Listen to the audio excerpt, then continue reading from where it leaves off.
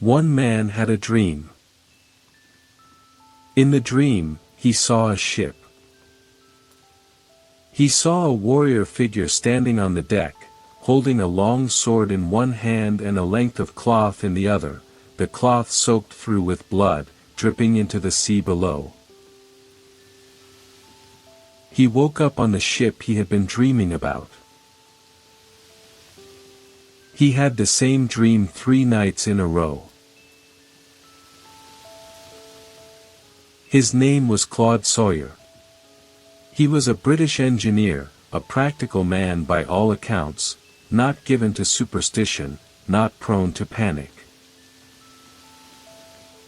But on July 26, 1909, when the SS Waratah prepared to leave Durban, South Africa, bound for Cape Town, Claude Sawyer was not on board.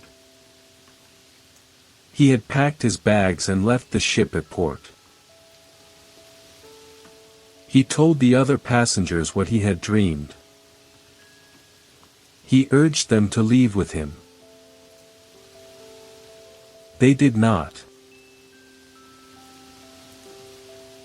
At 8:15 that evening, the Waratah departed Durban with 211 passengers and crew. She was never seen again.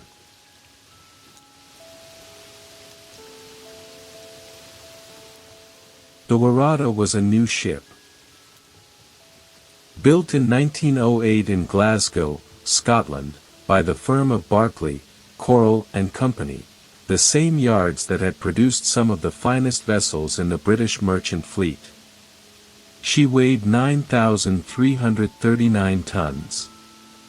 She stretched nearly 500 feet from bow to stern. She had been fitted with 8 watertight compartments and was described, in the language of the time, as practically immune from any danger of sinking. She belonged to the Blue Anchor Line, designed to carry passengers and cargo on the long route between Britain, South Africa, and Australia.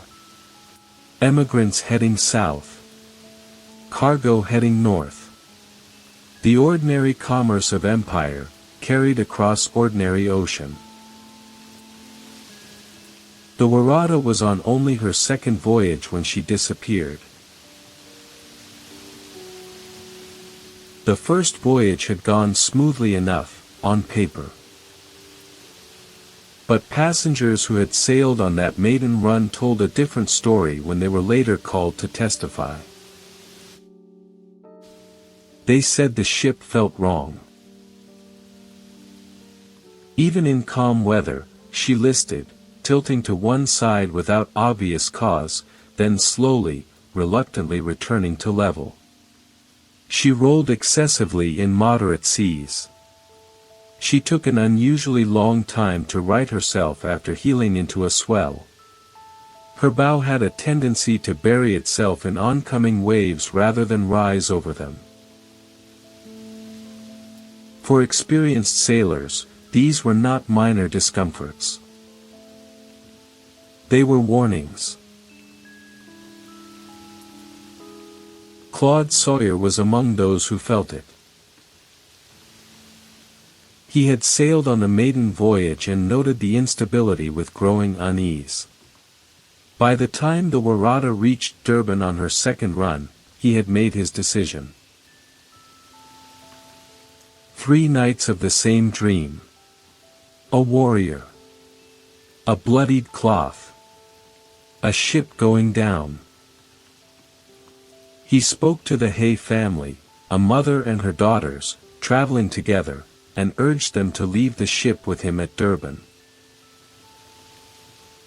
They thanked him, and stayed.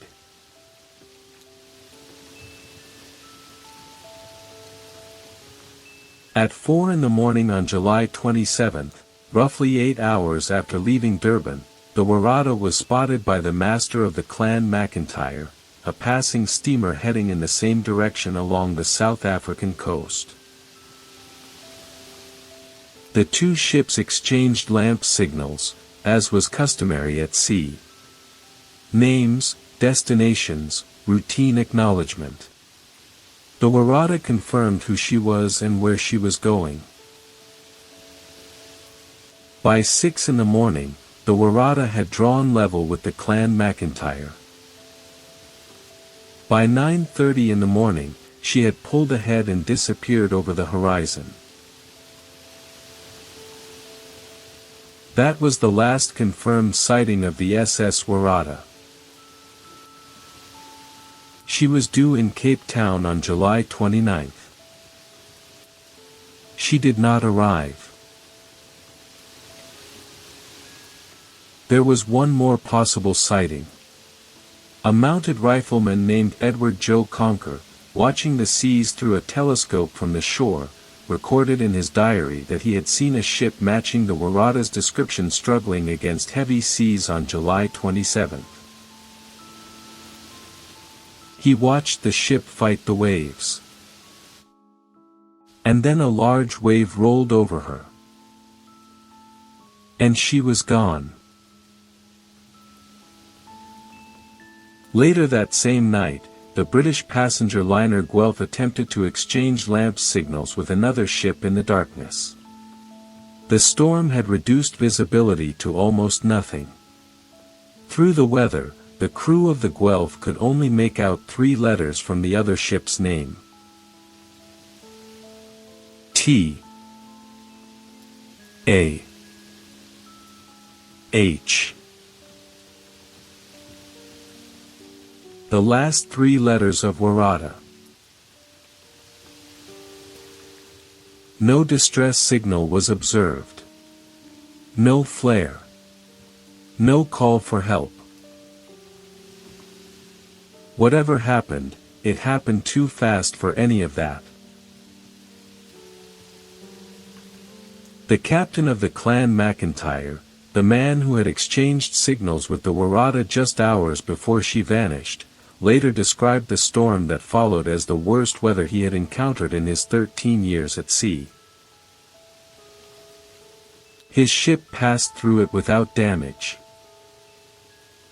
The Waratah did not.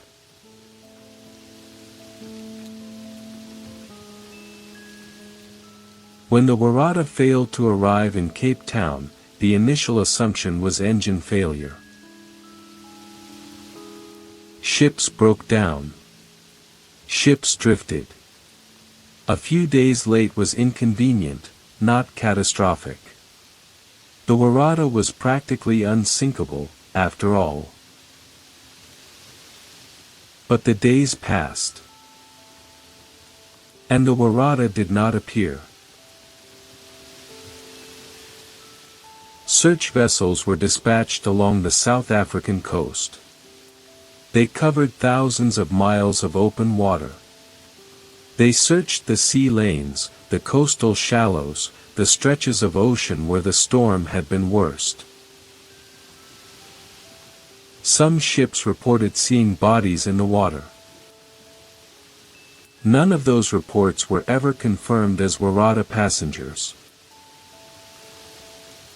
No wreckage was conclusively identified. No lifeboats. No cargo. No personal belongings washed ashore that could be traced back to the ship or anyone aboard her. The search went on for months. A second, larger search was commissioned. More ships. More ocean. More nothing. In 1910, a court of inquiry convened in London and sat for 14 months, hearing testimony from passengers who had sailed on the maiden voyage, from the ship's builders, from harbour masters, from the captain of the Clan McIntyre. The women in deep mourning sat behind the lawyers every day. Wives. Mothers. Daughters. Waiting for an answer that the inquiry could not give them. The experts agreed that the Waratah had been properly designed and built. That she had sailed in sound condition. That nothing in her construction should have caused her to sink in the way she apparently had. But the passengers who had felt her list and roll in calm weather told a different story. And Claude Sawyer told his.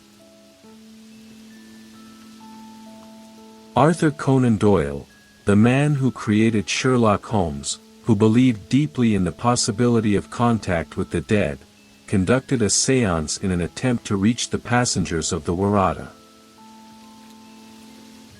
He received no reply that satisfied him. The inquiry concluded without a definitive finding. The Waratah had disappeared. The reason remained unknown.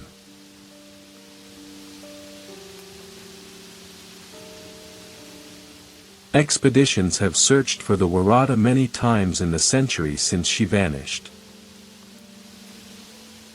Sonar surveys. Underwater cameras. The most sophisticated equipment that each decade had to offer. In 1999, a search team announced they had found her, a large wreck off the South African coast, the right size, the right depth, the right location. It was not the Waratah. She has never been found. 211 people. One of the largest passenger ships of her era. A vessel with 8 watertight compartments and a reputation for being practically unsinkable. Gone in less than 24 hours after leaving port. Gone without a confirmed distress signal. Gone without a piece of wreckage that could be pointed to and named. The theories are reasonable. A design flaw in the hull made her unstable in heavy seas. A shift in the heavy cargo she was carrying, railway materials, Australian exports, caused her to capsize suddenly. A rogue wave, in one of the most violent stretches of ocean in the world, overwhelmed a ship that was already compromised. Any of these could be true. None of them have been proven. What is known is this. A man had 3 dreams about a ship going down. He left the ship before it sailed. He tried to warn the others. On the morning of July 27, 1909, the Waratah pulled ahead of the Clan MacIntyre and disappeared over the horizon into a storm that the other ship's captain would later describe as the worst of his career.